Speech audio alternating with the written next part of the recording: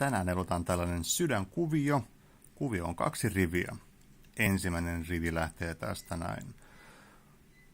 Neulo silmukka normaalisti, mutta kierrä lanka vielä kertaalleen puikon ympärille ennen kuin otat tämän täältä silmukan läpi. Siis ujutetaan läpi.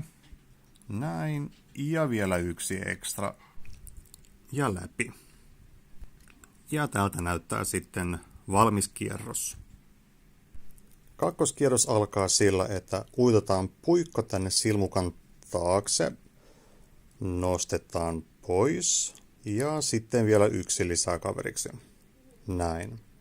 Nämä silmukat siirretään takaisin tänne ensimmäiselle puikolle. Taaempi silmukka siirretään edessä olevan yli, mutta ei pois puikolta. Näin. Lanka työn eteen. Neula silmukkaan sisälle. Lanka ja työnnetään taaksepäin ja läpi. Näin. Seuraavaksi puikkolangan takaa. Silmukkaan sisälle. Lanka sinne väliin.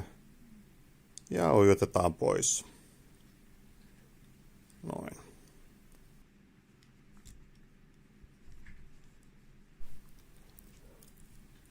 Nostetaan siis silmukka 1, silmukka 2. Siirretään takaisin ensimmäiselle puikolle. Taaempi edessä olevan yli, mutta ei pois. Lanka työn eteen. Puikko silmukkaan. Lanka ja neulo. Puikko langan taakse.